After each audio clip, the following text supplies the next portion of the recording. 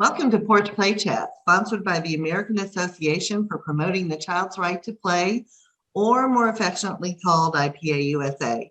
IPA-USA is the USA affiliate of the International Play Association.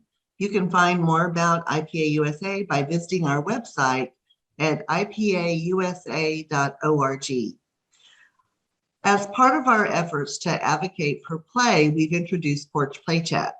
These are conversations with people who are just as passionate about play as we are. And today on the porch with us, we have Jared Fishman. Good morning, Jared. Hi, how are you? And Lisa Murphy, one of our board members and my co-facilitator of Porch Play Chats. Good morning. Good morning. So I'm Deb Lawrence and I'm president of IPA USA. And you can find all of our Porch Play Chats and all of the resources that we provide you on our website at IPA-USA.org. In that top right-hand corner is our YouTube channel where all the Porch Play Chats are. They're released on the YouTube channel and on our Facebook page. And you can subscribe to our YouTube channel and you can be a friend on our Facebook page and you get them in your Facebook and YouTube every Monday. So we're happy to have Jared with us. And let me tell you a little bit about Jared. Jared is the co-founder and co-director of HMGS Next Gen. He's going to talk to us more about what that is in a little bit. He's a familiar face in the world of education and game design thinking, and over the last 15 plus years, he served as a teacher at the Hackley School in Tarrytown, New York. In that time, he's worked as a grade level dean, authored elements of the history curriculum, and was the architect of Hackley's popular strategy game club, which is I'm so interested in. He currently teaches 2 original courses that rely heavily on game-related thinking around topics in the history of warfare and collaborative storytelling and role-play gaming.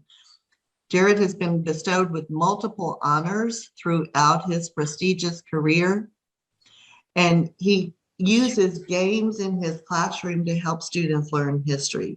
So next year, Jared will be moving to Greenwich, Connecticut to teach alongside his wife at the Brunswick School.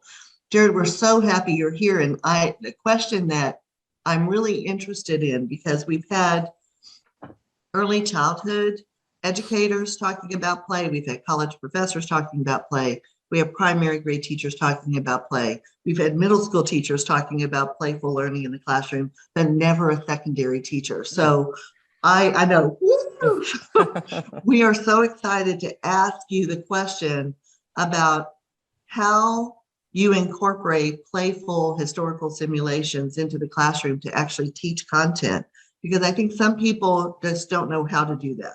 Yeah, I definitely got that question before, and I've heard that before from a lot of teachers. I think sometimes games can feel kind of overwhelming, and they aren't, in a lot of ways. I think that anybody with the right kind of training, any teacher with the right kind of training can definitely incorporate, games into the classroom. So in terms of my own sort of history when it comes to, game-based thinking and game design, I mean, it really does start with my own sort of education. When I was growing up, I always liked history. I mean, I also always knew I wanted to be a history teacher. I mean, I can remember being in middle school, thinking to myself, wow, this would be a really cool job, but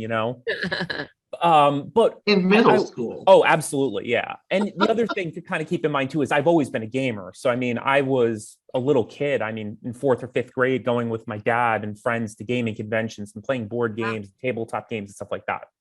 So, but here's the thing, and this is not to discredit any of my teachers or the education system or anything like that. But, when I was younger, going through middle school and going through high school, there weren't a ton of games in the classroom. I mean, it was a lot of just like rote memorization and writing and reading, which as a teacher now are all super, super important. But when I got my first teaching job working with middle school kids, now I work with upper school students. But when I first got that job, I kind of said to myself, how can I teach these kinds of concepts, but do it in a way in which the kids almost don't even know they're doing it? And again, like I'm not reinventing the wheel here. I mean, teachers have been using these kinds of techniques for a really, really long time. But when I got into the classroom, what I started to do was gamify some of my material. Now, that doesn't mean all of it. Because again, I'm a person that believes in moderation in the classroom. I try to do things different every day. But just as an example, so if you take a look at something like the Black Death, which became even more relevant, recently with, the whole COVID, Why is that? Why is that, I know, right? So when I started teaching that material, I looked at all of the different readings and I looked at all of the different work. And I said to myself, how can I get the kids to do these things, but do them in sort of a creative way so that they're having fun, but they're also learning the kinds of skills that they need to know? So what I did was I just turned the material into a game. And by the way, before I get too deep into this, one of the things that all teachers, so anybody that's listening to this, needs to be really careful about is you don't want to create games that are going to traumatize kids, right? Mm-hmm. So for example, there are obviously topics that I would never gamify, right? So for example, you read in the news about teachers who will design a game about the transatlantic slave trade. And it's like, what are you doing? Like, you don't ever want to traumatize students, right? But that said, you do need to pick topics in which there's a little bit of tension. So the Black Death is a perfect example. So here's what I did, to make a long story short. What I did was right at the very beginning of the unit, I basically assigned the students roles. I said to the students, okay, so you guys are all going to be town leaders somewhere in France, and you get a message from a quote unquote time traveler saying, look, in 6 months, there's going to be this horrible pandemic that you're going to have to deal with. And you're going to need to figure out how to stop it, how to prevent it, how to mitigate it. So right then and there, you kind of take the kids and put them into a role where the things that they're learning now actually really, really, really matters. And I don't mean matters, later in college. No, I mean right then and there. So what I then did was I just took the kinds of assignments that they were doing and I just sort of incorporated them into this game. So for example, the very first activity and the very first thing that the kids had to sort of think about was, where is this town? Where in France are you located? What does the town look like? Who lives there? What's the history behind this town? So what the kids had to do is they had to learn what they were going to need to learn anyway. They had to learn about France during the Middle Ages. And what they did was they learned about, different geographic regions. And then they then had to be creative and design a town in that place. So again, it's just an example of, again, taking things that the kids already need to know and kind of transforming it into something that's a lot more fun and a lot more almost like more intrinsic value to it, where the kids are going to want to do the work for their own sort of gratification. So the students design these towns, they create laws knowing that this plague is going to arrive, like creating quarantine laws or creating laws about curfews, whatever it is that they want. And then once all of that work is done, then we kind of dive into the game part where, kind of like in a role-playing sense, every round, I use that word, it's like about 20 minutes long. What I do is I give the students a scenario. I say to, each group of kids, okay, so a group of merchants arrived at your city gate and they want to come in and they want to sell their products. What do you do? So that what the kids would have to do is they would have to look at their laws, they would have to look at their consequences, they'd have to look at the things that they know about this plague, and then they have to make an informed decision about what to do. So if you let them in, right, odds are somebody's got plague, right? So they had to know that. And then what happens is they would have to stand up at the front of the room, they'd have to explain to all of us what their decision is. And then from there, and here's the really fun part, though very morbid, but they're middle school kids, so they love it. Then what we do is, based on the answer they give, based on luck, and based on a couple of other little dice rolls, what the kids have to do is they have to roll dice and see how this works. And if they do really well, it means they didn't have a ton of plague cases that month. But if they did poorly, or if they gave a bad decision, it means that the dice that they roll, they might have to roll more dice. And that means, you may end up with a lot of people that have plague.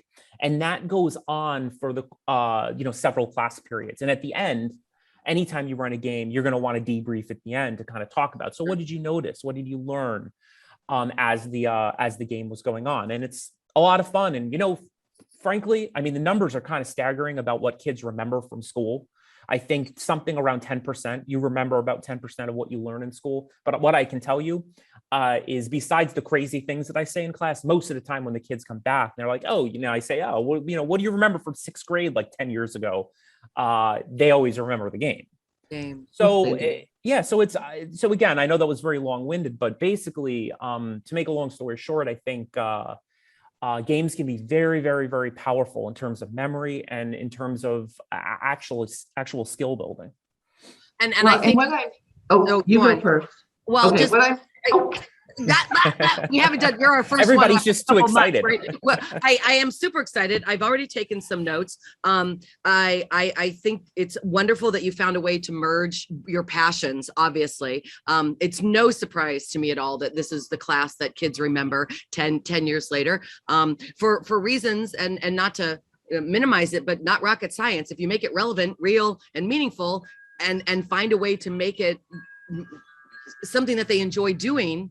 And as educators realizing and remembering, although I'm preaching to the choir, that we're not undermining the responsibility and the credibility of our content by actually designing it in a way that the children are interested in it. So my hats are off. I mean, I'm sitting here going, I'm gonna do that. I want to do that. I want to merge, role playing and that's my actress in me probably coming out. But, I was thinking of even those skills, those peripheral skills in front of a group and public speaking and being confident and trying on new roles. And maybe I'm a shy, quiet person, but when we play this game, I can be more of a leader. So it's a way for me to practice some of those skills. So 100%. 100%. I mean, what I was thinking about when you were talking is the fact that role playing in particular, right? Because I teach a course like that here at Hackley. Role playing has a direct connection to theater. It's almost improvised theater in a lot of ways. So for sure. I think gaming can connect to lots of different things in schools. So and Jerry, what I'm hearing is that what you were describing to me is Dungeons and Dragons. Very much so. Event, right? Yeah, very much so. You roll dice to figure out what happened once you've made your decision. And I love that, because I think some people, when you say you use games to teach content, then get overwhelmed. Well, I don't know how to do that. I never played Dungeons and Dragons. I never, but what you did is simplify it for other teachers who are listening and saying, no, you have them do the research. You give them a scenario, they have to make a decision, and then the dice determine what happens. And I think anybody can do that, right? You just have to use a little bit of creativity. And so my other question, because I love that scenario, Joe does something similar with the Silk Road in his middle school classroom. Yeah, and he loves that. That's why I'm thinking I got to connect you to. Yeah. One of the other things I'm wondering is, do you bring in board games, live board games?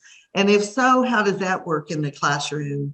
And do you set up several different ones around the same time period that you're doing? And then the other question I have, because I have many, is how can you share with the viewers how students are meeting the high standards without having worksheets and writing a paper, right? So those are all things I'm curious about that. And you have 5 minutes. No, I'm just kidding. No, I answer these kinds of questions all the time, so I am well prepared. So look, I'll tackle the question that you asked last.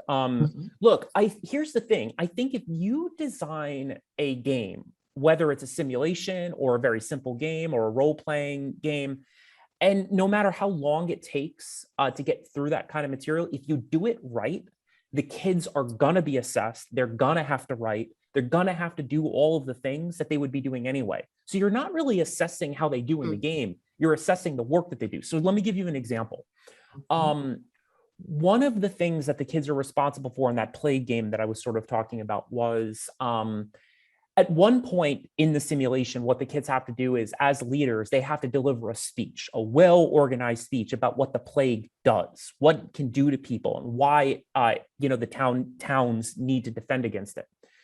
that is your normal typical essay that kids would be doing anyway. They would just hate to do it the opposite way, right? Like where you're like, okay, you're going to write an essay today about, the different symptoms of the plague. Now the kids are actually doing all of the same things that they would be doing anyway, except now they're having fun with it. So I think if you design the game the right way, they're going to learn the same things and they're going to be assessed in the same way. So for example, you could just as easily create an assessment, a more traditional assessment at the end of the game where you say to the kids, look, we're going to be playing this game for the next 2 class periods. You need to take notes on everything that happens, and then give them a standard test. Give them a test at the end, where they might be answering multiple choice questions or they might have to write short responses, So I think that there are, as long as the game is designed correctly, I think that's a really important, element to this conversation. You have to do it right. Because if you just have the kids play Monopoly and not ask them any questions about it, I think that I believe is what a lot of teachers fear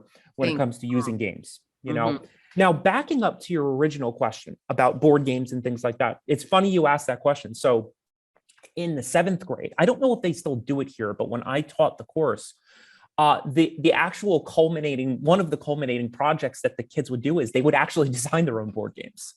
So we would have this whole project where the kids would take something that they really loved from the school year, something they learned, and the goal was you need to design a board game based on something you already like, and your age group would be younger kids. So like, imagine if you wanted to teach the kids about medieval Japan, and have them actually come in and actually play the game, with the whole point being that the kids would know more about medieval Japan when they're done. So that's a way of saying, like in terms of board games and things like that, that's an example of a project where what the kids would do is they would basically design and actually play test the game, where we would have multiple setups throughout the classroom and the kids would rotate from game to game, kind of playing and learning and play testing. And then at the end of the project, the designers would have to say, okay, this is what worked, this is what didn't, and this is what we would do to fix it. Now, beyond that, though, I'm just thinking I would say the board game that I use more than any other would probably be the Diplomacy. I don't know if either of you have ever played that. That's a good one. Yeah, that's a good one.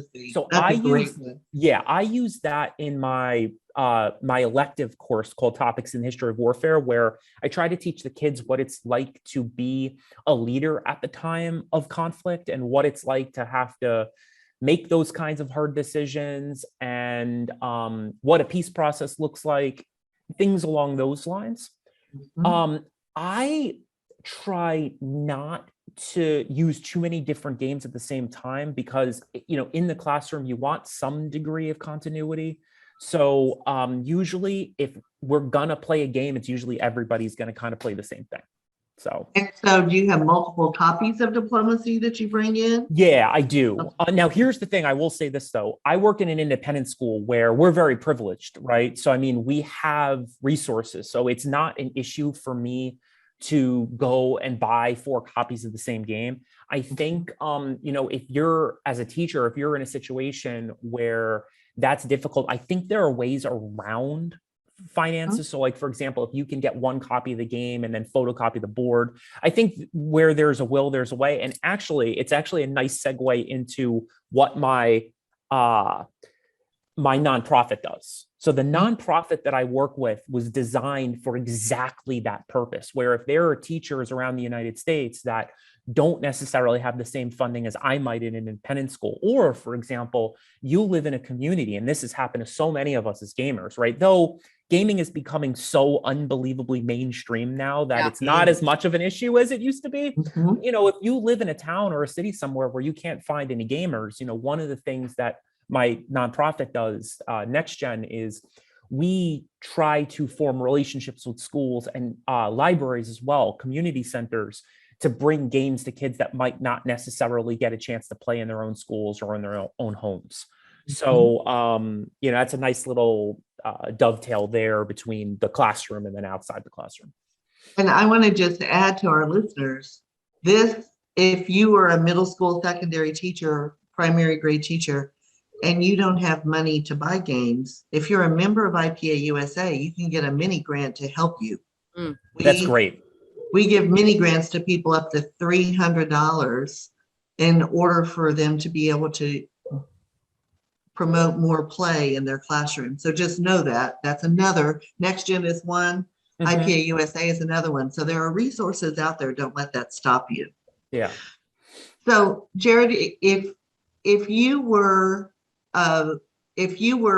doing a speech to secondary teachers or middle school teachers, and you were saying, here is step 1, step 2, step 3, step 4 in ensuring that the game that you're creating is designed appropriately. Could you sort of walk us through those steps so that they have a better idea, so that the game is designed well and it follows whatever they need to with their expectations for their school? I was actually going to ask, like, is there like a standard operating procedure? Like, is there like a list of accepted guidelines? It's a good question. So I don't know. I think if you ask a gamer that, a lot of them will probably say that probably not, actually, because gamers are tinkerers, right? Yeah. I can't tell you how many times I sit down, to play a game with friends, and we're immediately changing rules we don't like. So I think it does. I mean, I'm sort of making a joke here. Backtracking, yes, I do think there are surefire ways to kind of handle this. So why don't we pretend for a second that the person in question that wants to run a game has no experience running a game? Let's just start there. We'll pretend Lisa. No, that's fine. So let's say here, let's just pull a topic. Let's say off the top of my head, let's say you're teaching a unit on the American Revolution, and what your students are learning about. Let's say they're learning about the Boston Massacre, right? And they're learning about some of those key events that happened that led to Massachusetts in particular, wanting to sort of break away from England.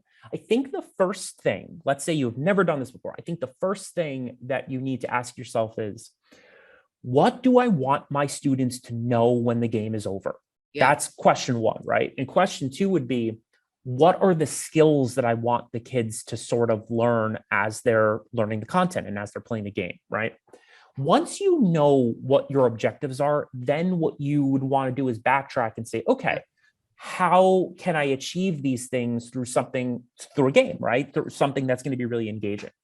My best advice would be to start by taking a mainstream game that is simple, easy to use, and something that can be taught quickly, especially if you've never done it before.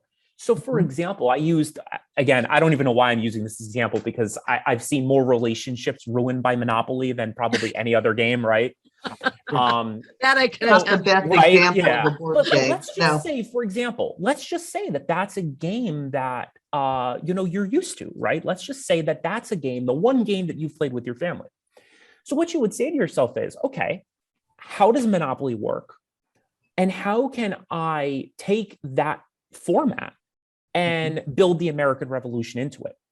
So off the top of my head, you could build a really simple board with, 10 or 20 spaces, and have each space have something to do with, for example, acts that were sort of made by the British, or major events. And then the core component of Monopoly is like buying property. So maybe what you can do, and again, I'm doing this off the top of my head on purpose, maybe what you could do is, instead of buying property, maybe as you're sort of going around the board, what you're trying to do is collect information about why the state of Massachusetts might want to break away from, Great Britain.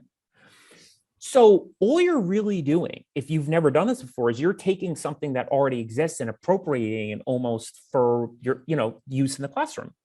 And what you would then want to do is say, okay, these are the assignments that I normally do. How do I build those assignments into the game, right? How do I make those assignments part of the game?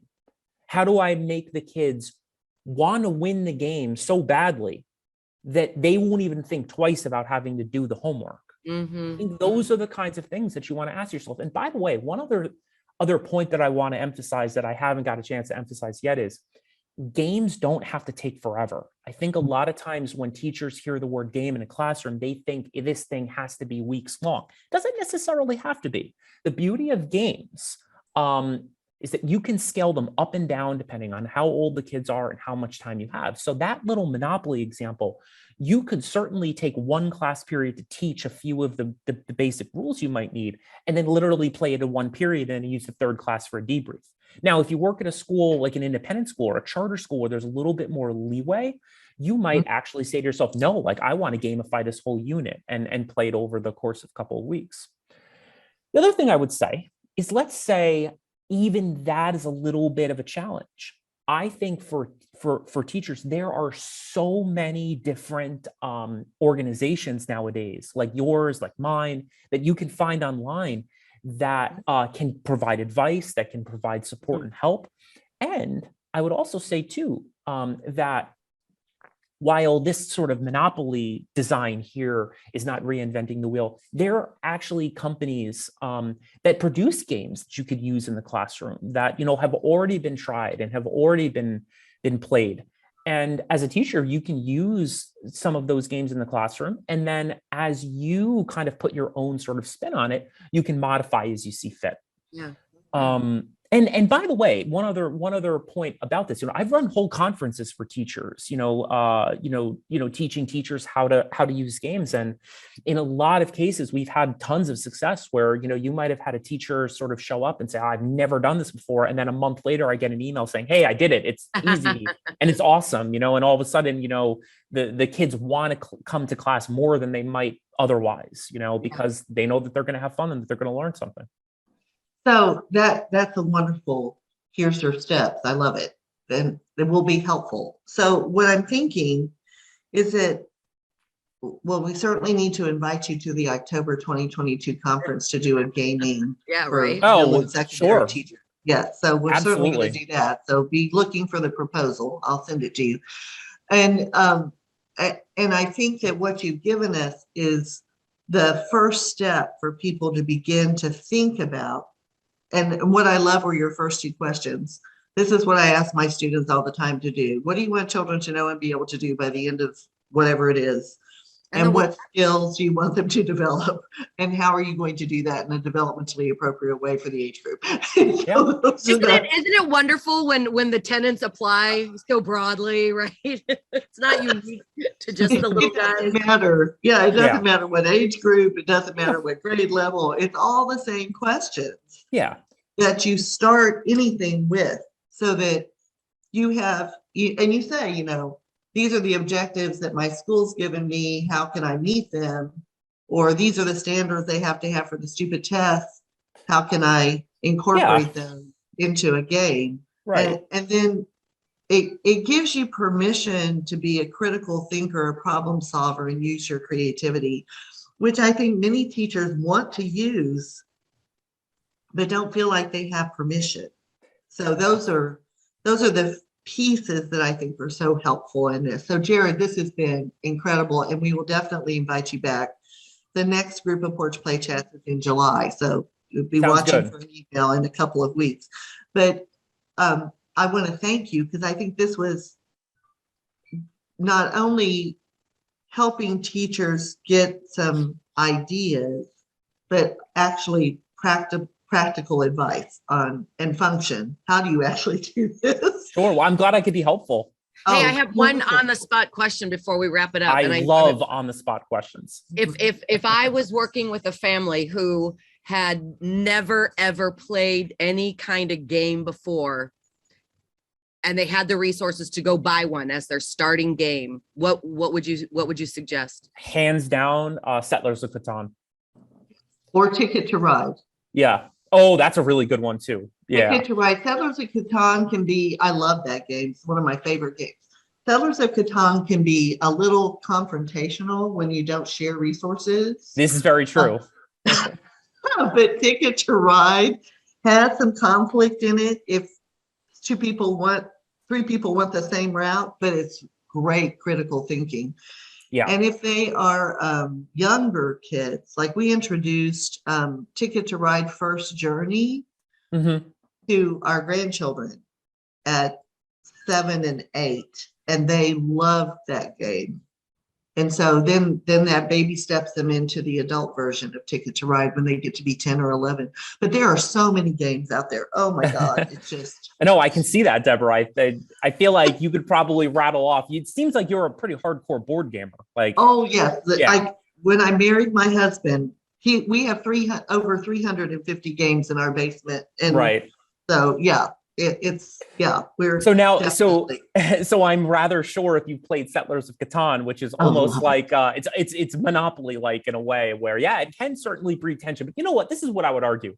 And again, we're probably going over time at this point, but this is what happens when we ask Good question. questions. Yeah, it's a good question. I don't know. Maybe in the future we can have this discussion. The tension in games. And you know what?